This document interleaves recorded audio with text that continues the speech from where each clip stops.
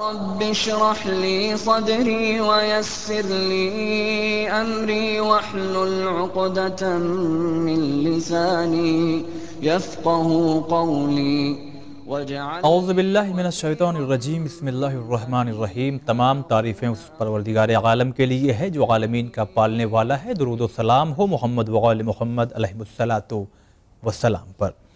عزیز ناظرین، السلام علیکم ورحمۃ اللہ۔ آپ سبھی کا استقبال کرتے ہیں پروگرام میں۔ یقیناً آپ کو انتظار ہوگا کہ نماز مغرب کی تعقیب کی جو دعا ہے اس کے سلسلے سے گفتگو جو کل ہم لوگوں نے کیا وہ وقت محدود ہونے کی بنا پہ مکمل نہیں ہو سکی تھی، تو آج انشاءاللہ بچے ہوئے جو کلمات ہیں ان کو دیکھتے ہوئے کچھ عظیم باتیں ہم آپ تک پہنچائیں گے۔ آج بھی ہمارے ساتھ میں موجود ہیں حجت الاسلام والمسلمین علی جناب مولانا سید روح ظفر رضوی صاحب۔ السلام علیکم ورحمۃ اللہ۔ وعلیکم السلام ورحمۃ اللہ۔ تو ناظرین، وہ عربی متن اور میننگ سماعت کیجئے، پھر سوال و جواب کا سلسلہ۔ بسم اللہ الرحمن الرحیم۔ اللہم انی اسألک موجبات رحمتک وعزائم مغفرتک۔ خدایا میں تجھ سے رحمت کے اسباب اور یقینی مغفرت کا سوال کر رہا ہوں، والنجاة من النار ومن كل بلیة والفوز بالجنة والرضوان فی دار السلام۔ اور یہ چاہتا ہوں کہ مجھے جہنم سے اور ہر بلا سے نجات دے دے، جنت اور دار السلام میں کامیابی عطا فرما، وجوار نبیک محمد علیہ وآلہ السلام۔ اور اپنے پیغمبر حضرت محمد کے جوار میں جگہ عنایت فرما دے۔ اللہم ما بنا من نعمت فمنک لا الہ الا وانت استغفرک واتوب الیک۔ اللہم صلی علی محمد وآل محمد۔ خدایا میری ہر نعمت تیری ہی طرف سے ہے، تیرے علاوہ کوئی خدا نہیں ہے، میں تجھ سے ہی توبہ و استغفار کر رہا ہوں۔ آئیے اب آپ کے خدمت میں ہم پہلا سوال عرض کرتے ہیں مولانا صاحب۔ یہ جو آیا ہے وَمِن كُلِّ بَلِيَّةٍ وَالْفَوْزَ بِالْجَنَّةِ وَالرِّضْوَانِ فِي دَارِ السَّلَام، یعنی رضوان کے ساتھ ساتھ دار السلام کا بھی ذکر آیا، تو یہ دار السلام ہے کیا چیز؟ بسم اللہ الرحمن الرحیم۔ دار السلام یہ جنت کے جو نام ہیں اس میں سے ایک نام ہے، یعنی قرآن مجید میں جنات کا لفظ بھی آیا ہے، جنت بھی آیا ہے۔ اچھا، جنت واحد ہے اور جنات اس کی جمع ہے۔ الگ الگ جنتوں کا تذکرہ قرآن مجید میں آیا ہے، جی جی، جنت الفردوس، جنت الماوا، اس طریقے سے دار السلام بھی روایتوں کی بنیاد پر خود جنت کا ہی ایک نام ہے، یعنی جو جنتیں ہیں اس میں سے ایک جنت کا نام دار السلام ہے۔ قرآن مجید میں بھی دو سوروں میں الگ الگ آیتوں میں دار السلام کا لفظ آیا ہے، اچھا، جس میں خداوند عالم نے یہی کہا ہے کہ دار السلام ہے ان کے لیے، لہم دار السلام، یا دار السلام کی طرف انہیں بلایا جا رہا ہے۔ اچھا، تو یہ دار السلام علامہ سید محمد حسین تہرانی نے ایک کتاب لکھی ہے جو اس کے 10 جلدوں میں معاد شناسی، اس کی 4تھی جلد میں دار السلام کے حوالے سے گفتگو کرتے ہوئے یہی کہا ہے، اس میں انہوں نے بیان کیا ہے کہ دار السلام امن و سلامتی کا گھر ہے، جیسا کہ لفظ میں بھی ہے دار سلام یعنی سلامتی کا گھر۔ جنت وہ جنت جو امن و سلامتی کا ضامن ہے، اس کے بارے میں انہوں نے گفتگو کیا ہے۔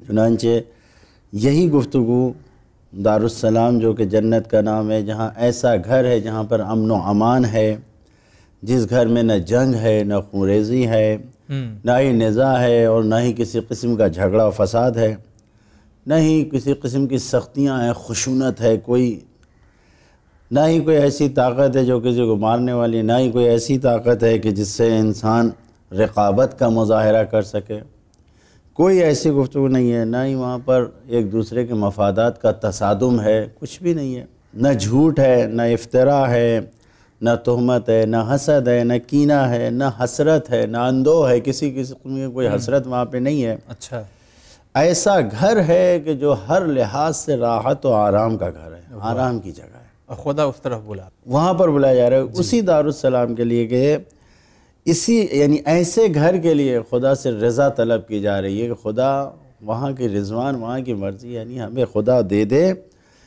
یعنی جس جنتی گھر کو انسان طلب کر رہا ہے اس کے بارے میں خدا نے بھی کہا ہے کہ ان کے لیے دارالسلام ہے۔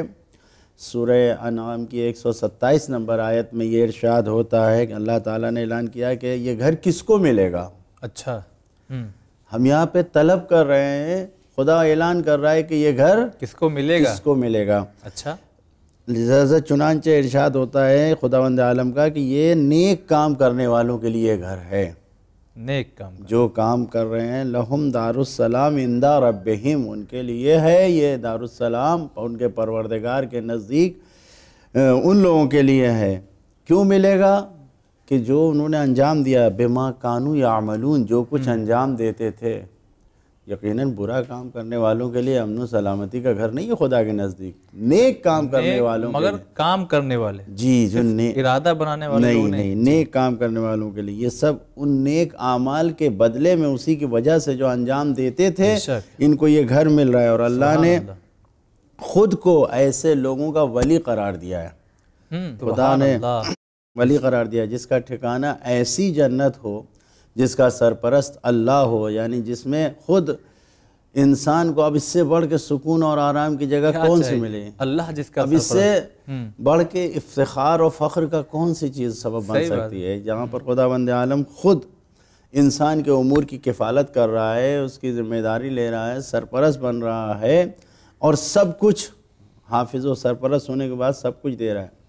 لیکن اسی آیت میں جو ہم آپ کو دارالسلام کے بارے میں جس کی ہم دعا کر رہے ہیں، جی، خداوند عالم کی اسی آیت میں کہ یہ چیزیں صرف زبانی خرچ سے انسان کو نہیں ملتی ہیں، کسی کو نہیں دیتا اللہ زبانی خرچ کرنے سے کہ انسان مانگتا رہے کہ خدایا ہمیں دارالسلام دے دے، نہیں ملنے والا ہے، بلکہ یہ عمل کے بدلے میں ملتا ہے۔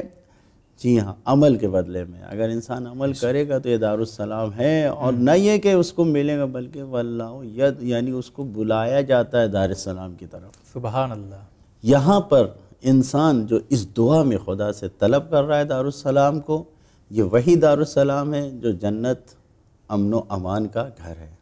جی، خوشحال کہ انسان ایسی فضیلتوں والی ایسی بہترین جنت کی حقیقت کو سمجھ لے اور اسی اعتبار سے اپنے تمام کاموں کو انجام دے کہ خود اس کو طلب نہ کرنا پڑے، خود بخود بلا کے ادھر لے جایا جائے۔ واہ، سبحان اللہ۔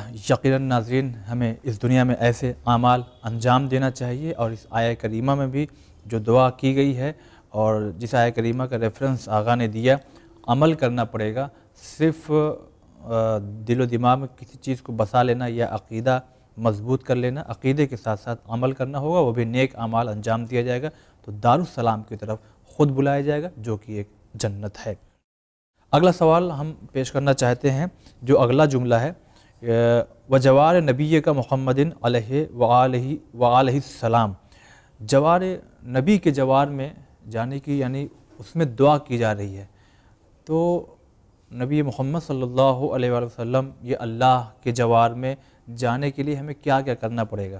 یقیناً اس دعا میں پیغمبر کا جوار طلب کیا جا رہا ہے، جوار میں رہنے کا۔ یہیں پر بعض نافہم جو نہیں سمجھ پاتے ہیں، جو کم علمی کی بنیاد پر دوسروں کے بہکاوے میں آ جاتے ہیں، جی، وہ ہم اہل بیت کے جانے والوں پہ الزام لگاتے ہیں کہ ہم نبی کریم کو نہیں مانتے یا کم مانتے ہیں یا اہمیت نہیں دیتے۔ جبکہ غور کریں تو ہم اس دعا میں ہر نماز، یعنی ہر نماز مغرب کے بعد پیغمبر کے لیے، پیغمبر سے جوار یعنی ان کا پڑوسی بننے کی دعا کر رہے ہیں، اور ہر روز ہر نماز مغرب کے بعد۔ اور اگر دیکھا جائے تو ہمارے یہاں جو اذان ہوتی ہے 3 وقت ہوتی ہے، جو 5 اذان کی، پانچوں نماز کے لیے، جی، کہ ان میں جو اذان کے بعد کی دعا ہے وہاں پر بھی عند قبر نبی کا مستقر، یعنی ہمارا ٹھکانہ نبی کی قبر کے نزدیک، جی، وہ دنیا میں قبر کا میں ٹھکانہ قبر میں جب تک رہنا ہے ان کی قبر کے نزدیک ان کا پڑوس اختیار کرنا چاہتے ہیں، اور یہاں دعا ہے کہ پیغمبر کا پڑوس حاصل ہو، ان کے ہم پڑوسی بنے، ہمسایہ بنے، محشر میں آخرت میں پیغمبر کے ساتھ ساتھ رہیں، نہ دنیا میں دامن چھوڑے نہ آخرت۔ جی، تو یہ پڑوسی بنانا انسان کے لیے دنیا میں ممکن ہے، اور خصوصاً اگر انسان کو ذرا سا اختیار حاصل ہو گیا، قدرت و توانائی آ گئی اور اپنے آپ میں اگر کوئی شخصیت و پرسنالٹی بن گیا تو پھر تو اغل بغل عام آدمی تو آ ہی نہیں سکتا کوئی. صحیح. ایسا انسان پڑوسی بنے گا کہ جو ان کے شایان شان ہو. بے شک. اور دشمن تو دور کی بات ہے، پڑوسی بن ہی نہیں سکتا. صحیح بات. دنیا میں انسان کو جب اختیار حاصل ہو جاتا ہے تو اس قسم کا پڑوسی چاہتا ہے. تو جس مکان میں جس جگہ پر ہمارا اختیار نہیں ہے، اختیار صرف اللہ کو ہے، اس کے رسول کو ہے اور آل رسول کو ہے کہ وہ بتائیں کہ کون کس کا پڑوسی بن سکتا ہے. بے شک بے شک. وہاں کے لیے ہم کو سوچنا چاہیے. ہم یہ جو دعا کر رہے ہیں کہ ہمارا پڑوس ایسا ہو کہ ہم پیغمبر کے بغل میں ہوں، اللہ کے ساتھ ہوں، آل رسول کے ساتھ ہوں وہاں پر، اس کے لیے وغیرہ وغیرہ. تو ہمیں یہاں پر غور کرنا چاہیے کہ ہمارا اختیار جہاں پر ہے، ہم اپنے اختیار سے کیسا پڑوسی چاہتے ہیں. ٹھیک ہے. ٹھیک ہے. اس سے ہٹ کے ہم ویسا ہی پڑوسی چاہتے ہیں کہ جیسا ہمارے نبی نے ہمیں بتایا ہے، جو اہل بیت اطہار علیہ السلام نے ہمیں بتایا ہے. جی. ان کی تعلیمات میں جس طریقے سے ہم کو یہ حکم دیا گیا ہے کہ کیسا پڑوسی بنائیں، اگر ہم ان تعلیمات پہ عمل کر رہے ہیں ویسا پڑوسی بننے اور بنانے کے لیے، تو یقیناً ایسے ہی انسان کو آخرت میں جنت میں نبی کا پڑوس ملنا ملے گا. بے شک. گفتگو اب یہ دیکھنا ہوگا کہ جو ائمہ معصومین کی حدیث اور روایتیں ہیں، خود نبی کریم نے کیا فرمایا. مثلا ایک روایت میں اس طریقے سے آیا ہے کہ لیسا حسن الجوار کف العضا لیکن حسن الجوار الصبر علی الاذی. صرف یعنی اچھے پڑوسی کا مطلب صرف یہ نہیں ہے کہ انسان پڑوسی کو تکلیف اور ایذا اور تکلیف نہ پہنچائے. کف الاذی، اپنے آپ کو بچا لیا کہ ہم کسی پڑوسی کو اپنے تکلیف نہ پہنچائیں، تو یہ اچھا ہمسایہ نہیں ہے. بلکہ اس سے بڑھ کے لیکن حسن الجوار، حسن جوال کیا ہے؟ الصبر علی الاذی. اگر کسی سے کوئی تکلیف پہنچ رہی ہے تو اس پر صبر کرنا. سبحان اللہ. واہ. یہ بہترین پڑوسی ہے. توجہ کرنا چاہیے. خود نبی کریم نے ایک عظیم جملہ فرمایا اور پیغمبر اسلام بہت زیادہ پڑوسی کے بارے میں بہت نصیحتیں کرتے تھے. اچھا. یہاں تک کہ مولا کائنات نے کہا اتنی نصیحتیں کرتے تھے کہ ہم کو یہ گمان ہونے لگا تھا کہ وہ دن دور نہیں کہ پیغمبر اسلام پڑوسیوں کو ہماری میراث میں حصے دار بنا دیں گے. اتنا زیادہ پڑوسی کا احترام. لہذا خود نبی کریم فرماتے ہیں حرمت الجار علی الانسان کا حرمت امہ. پیغمبر اسلام کا چاہنے والا نبی کا امتی کوئی ہے جو ماں کا احترام نہ جانتا ہو؟ جی کوئی نہیں ہے ایسا کہ جو اپنی ماں کا احترام نہ جانتا ہو. مکتب اسلام میں ماں کا احترام بہت ہی زیادہ رکھا گیا ہے، بہت زیادہ رکھا گیا ہے. مختلف روایتوں میں، مختلف حدیثوں میں ہر انسان کم سے کم ماں کا احترام ضرور جانتا ہے. یہاں پر فرما رہے ہیں کہ حرمت الجار، پڑوسی کا احترام بالکل ماں کے احترام کے جیسا ہے. بے شک. لہذا انسان کو یہ بات سمجھنا چاہیے کہ پڑوسیوں کا کتنا احترام ہے، جتنا ماں کے لیے ہے اتنا. اور دنیا میں کوئی بھی انسان ایسا نہیں ہے کہ جو رسول کی بات مان کر خود اچھا پڑوسی بننا نہ چاہے اور لیکن رسول کا پڑوسی بننا چاہے. ہر وہ انسان جو دنیا میں خود اچھا پڑوسی بنے گا وہی رسول کا پڑوسی بن سکتا ہے. جو حسن جوار کی یہاں پر گفتگو ہو رہی ہے کہ اچھا پڑوسی بننا ہے، اس کے لیے اور اس سے بڑھ کر انسان رسول اللہ کا پڑوسی بننا چاہتا ہے تو اسی طریقے سے جیسے اللہ نے اور رسول اللہ نے اور نبی کے آل نے ہم سے بتایا ویسا خود پڑوسی بن کے دیکھا ہے، تو یقین جانے کہ وہاں پر ہم ایسے ہی پڑوسی بنیں گے. آپ نے کہا کہ انسان رسول اللہ کا پڑوسی بننا چاہتا ہے، اللہ کا پڑوسی اس سے بڑھ کے بات ہے. خدا کا پڑوسی انسان بننا چاہتا ہے کہ خدا کا پڑوسی. چنانچہ پیغمبر اسلام نے ایک روایت بیان کی کہ فرماتے ہیں کہ اذا کان یوم القیامت، جب قیامت کا دن ہوگا، جمع اللہ الخلائق فی صعید واحد، خداوند عالم تمام خلائق کو جتنے بھی انسان ہوں گے، جتنے بھی وہاں پر ہوں گے، موجودات ہوں گے، سب کو اکٹھا ایک ہی میدان میں ایک ہی جگہ پر جمع ہوگا.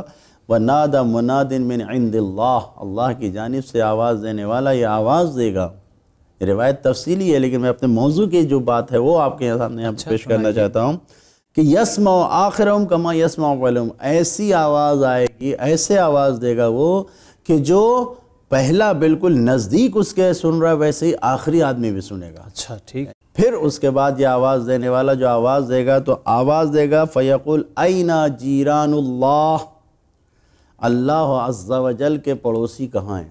اچھا، تو لوگوں کا ایک گروہ کھڑا ہوگا اور کھڑا ہو کے اپنے کو پہچانوائے گا کہ ہم اللہ کے پڑوسی کے عنوان سے اپنے آپ کو پہچانوا رہے ہیں۔ جب یہ وہاں پر کھڑے ہوں گے تو ملائکہ کا گروہ ان کا استقبال کرے گا جی، اور جب استقبال کریں گے تو اب اس میں وہاں پر جو سوال کریں گے فرشتے اور ان سے یہ پوچھیں گے ما کان عملکم فی دار الدنیا، دنیا میں تم کیا کرتے تھے، یعنی آپ کے اعمال کیسے تھے، کیا کرتے تھے آپ کے یہاں پر فسرتم بہی الیوم جیران اللہ تعالی، رہی اللہ کے گھر میں، اللہ کی جنت میں آپ اللہ کے پڑوسی آج کے دن قرار پائے ہیں، آپ کا دنیا میں عمل کیا تھا؟ تو اس وقت وہ کہیں گے فَيَقُولُونَ كُنَّا نَتَحَابُّ فِي اللَّهِ عَزَّ وَجَلَّ، ہم اللہ کے خاطر ایک دوسرے سے محبتیں کرتے تھے، اللہ کی خاطر ہم ایک دوسرے پر اللہ کے خاطر خرچ کرتے تھے، ہم ایک دوسرے کا اللہ کے لیے بوجھ بٹایا کرتے تھے، ایک دوسرے کی ذمہ داریوں کو ہم اپنے مدد کیا کرتے۔ اسی وقت اللہ تعالیٰ کی جانب سے ایک آواز آئے گی صدق عبادی خلوا سبلہم، میرے بندے یہ سچ کہہ رہے ہیں، تصدیق ادھر سے بھی آ رہی ہے، خلوا سبلہم، ان کے راستوں کو چھوڑ دو، آزاد کر دو۔ کیوں؟ اس طریقے سے چھوڑ دو کہ بغیر حساب و کتاب کے جنت میں یہ میرے پڑوس میں آ کر رہیں۔ اللہ، بغیر حساب و کتاب، ایک اور چھوٹ ملی، واہ! اللہ کا پڑوسی بننا، معلوم ہے کہ انسان جب اعمال اس کے نیک ہوں گے، اس کی دوستی، اس کا جان، اس کے مال، یہ سب اللہ کے لیے اگر روزگار گزار رہا ہے تو یہ انسان ایسا ہوگا کہ اس کو جوار رسول اللہ بھی ملے گا، جوار اللہ بھی ملے گا۔ سبحان اللہ آقا، بہت شکریہ ادا کرتے ہیں۔ تو ناظرین، اس طرح سے تعقیب مغرب کی جو دعا یہاں مکمل ہوتی ہے، بہت ہی اصلاحی گفتگو آپ تک پہنچی ہے۔ آخر میں واقعی ہر کام ہمیں جو کرنا چاہیے وہ قربتاً اللہ، اللہ کے لیے کرنا چاہیے، کیونکہ اگر لوگوں کو دکھانے کے لیے کریں گے تو اللہ انہی لوگوں کے بھروسے چھوڑ دے گا، لیکن جب اللہ کے لیے کام ہوگا تو اس طرح سے استقبال ہوگا کہ بغیر حساب و کتاب کے جنت میں داخل کیے جائیں گے، اور ایسی جنت میں داخل کیے جائیں گے جو بہت ہی ظاہر سی بات ہے، جہاں رسول اللہ صلی اللہ علیہ وآلہ وسلم اور ان کی پاک آل موجود ہو، وہ مقام جنت میں کیسا ہوگا۔ انہی باتوں کے ساتھ ہم پروگرام کو ختم کر رہے ہیں، انشاءاللہ کل پھر حاضر ہوں گے۔ تو تعقیب نماز عشاء کے بعد جو دعا ہے وہ انشاءاللہ اس کی تشریح ہم آپ کی خدمت میں پیش کریں گے۔ خدا حافظ۔ قال رب اشرح لي صدري ويسر لي أمري واحلل عقدة من لساني يفقه قولي